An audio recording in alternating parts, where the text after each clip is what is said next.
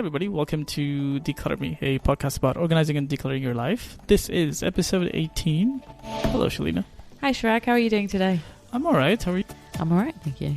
So what are we going to talk about on this episode? So today I want to talk about how to prepare for an emergency. Okay. So there was the tragedy last year in London with the Grenfell Tower, and that affected me quite a lot because it's, you know, my hometown. We live in a big city and there's lots of towers here, and there have been fires in towers here as well. We have to be careful and we have to prepare for any emergency that might happen. And it doesn't seem to be taken so seriously compared to other, say in Europe, like if a fire alarm goes, you run outside. Here, when you hear a fire alarm, you're like, yeah, maybe I might go, So, and I mean, even I become that kind of person who goes, I'll switch off in a minute. Somebody is cooking again and done something to the fire alarm. We shouldn't behave like that, but it happens. So I wanted to talk about how to prepare for an emergency. So whether it be a fire, an earthquake, tsunami, we have had a tsunami here as well. So, and any other emergency that might happen, what to do to keep your home safe and what to do if there is an emergency and how to prepare for that. Cool. So where does one begin? First of all, let's talk about keeping your home safe. Now, here it's the law that you're supposed to have smoke detectors and heat detectors in your home. I have a gas cooker, so there's a gas detector as well, which is always on. So that's a big thing. Also to keep exits and entrances free and obstructions, reduce the obstructions in your house, whether that be toys or shoes or furniture pieces. You need to have a clear gateway to your exit, to your front door. So think about that at all times, especially at night. Like remove anything that might be an obstruction to get to the door, to get out of the house. Because in case of emergency, you need to get out.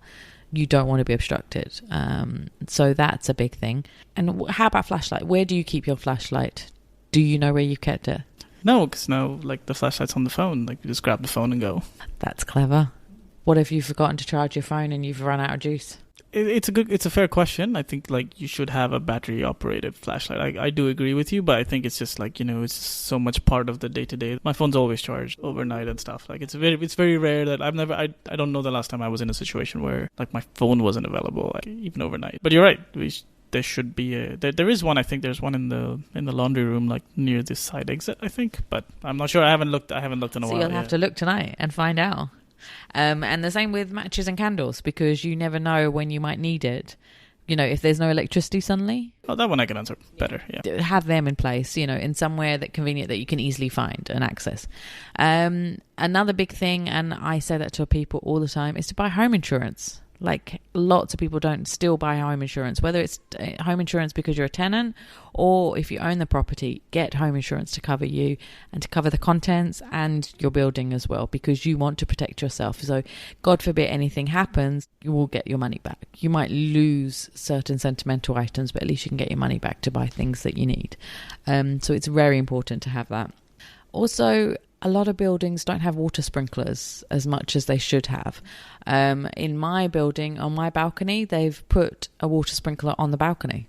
So I've got one up at the top on my balcony up here. So if there is a fire on the balcony, God forbid, that sprinkler will go off and douse that, which is brilliant. And then we also have water sprinklers within the flats, but you have to make sure that the building management inspect those sprinklers every year to make sure that they're working, and also to inspect your alarms, your fire alarms as well. Oh yeah, and I think like checking fire alarms is not something that we see very often. I mean, we've seen it in the office buildings, I think, more so. Like they do go through like a couple tests in the year, and they do focus on things like this is your assembly point and stuff like that. But you don't see that. You see it marked in like I think residential buildings, but you don't really see much in terms of. Yeah, I mean, I'm lucky where I live that they do tests every so often. I try and miss out on them because it takes forever, and then it's the heat, standing outside in the heat. I know, but I know what to do if there's an emergency. But they do that. That's a good thing, and they do come and check the fire alarm every so often, so that's a good thing as well. But it's something to think about, especially if you live in villas, because you might not have people come and do that. So you should check it yourself or get someone to check it every year for you. Say the maintenance people who do your aircon, ask them to check your fire alarm and sprinkler system as well. So that's for making your house safe. But then what if you have an emergency? Are you prepared for that? So think about things like that. So the main thing I have is emergency contacts. So on our phone now, there is a way to have, especially on iPhones, you can put in your emergency contacts. So as soon as there was an update and this was, the new thing to put on your phone, I put it in. I've put in my, family and friends details on there. It's the health app, I think it's called, and I put all that in. And what it means is that if there is an emergency and there's, say, the ambulance or the police need to get in contact with anyone, they can go to that part of your phone without it being unlocked and access that and contact these people immediately. So, because you never know what will happen. God forbid that ever happens, but you need that protection kind of, Yeah, and it's not just contact details, it's also your details, like things like your blood type and if you're allergic to something, especially, like, these are things that you might not be conscious, and it's, at least, like, the person can just swipe and see this information, like, super fast, and make sure that they don't give you something you might be allergic to, but then also, like, they know your blood type and stuff, like things that would normally take unnecessary amount of time when you need immediate care. And then, of course, like, contacting people, which is, and it's brilliant, and it's so useful. And so that's one thing to do. And there was a thing for a while in the UK that you would put whoever your contact person was, you'd put ICE next to their name. So I have that for my mum and dad, so it says ICE. Now it looks silly, so I've now decided to remove it, so because they're on the emergency, on that health app now. But for a long time they were ICE, and a few friends were as well. For emergencies, like we talked about, your phone's always charged up, you said, and the same with me mostly. And also I have those portable chargers with available as well. When there is an emergency, put the phone to low battery usage or low battery setting so that it doesn't use up as quickly, because you never know, like, if the electricity goes, you don't know when you're going to be able to charge your phone again, and you might need your phone for various things. And then switch off all the apps as well in the background, reduce the amount of notifications you get as well when you're in an emergency. It might be a lot to think about when you're in that emergency, but you'll need it because you do need your phone at various points as well. Another thing is to have a safe. A lot of people don't have safes. It's become more of a thing now. There's, you need a safe for various reasons, especially if you have jewelry or money, passports. You want to keep it safe, not just from the maids, but also in case there's a fire or water damage.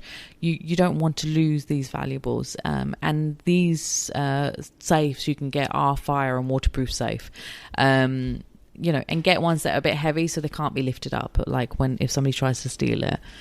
And I always keep cash in my purse. Like, do you keep cash in your wallet nowadays, or do you use everything, your card or Apple Pay? And so that's another thing, like, how about if the electricity goes again and you need to buy food and you don't have any cash? So I always keep a few hundred dirhams in my purse, which is there for an emergency. I keep a reserve. I keep a reserve stuff. I think it's not 100. Maybe it's like 50 or 100. But that's like stashed, like in a drawer, but mostly in my bag or something. But like I don't touch that. Like that stays away. That's separate. But yeah, my regular usage of cash is pretty sad. Yeah.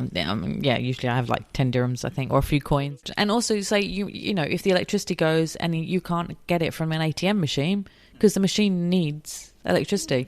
So there's things like that, like people don't think about it, and then afterwards you go, actually, how would I get the money out if that machine's not working? Another thing to do is to identify where your valuables and your medicine are, and which you would take with you in emergency. So if something happens, say there's a fire in a tower, what will you grab immediately and put into your bag? And what's light? So for me, it would be my handbag's got my main stuff, and I know which drawer or which safe to go to get the valuables, like my passport, money, blah, blah, blah, jewelry. And that would all go into the bag immediately. I also have protein bars, just because of the nature of my work, that I sometimes need, they haven't got time to eat while I'm working. So I always have protein bars around. So I'll grab one of those as well. And the charger's always in my handbag as well. So that's there. If you have pets like I do, I have my 2 cats.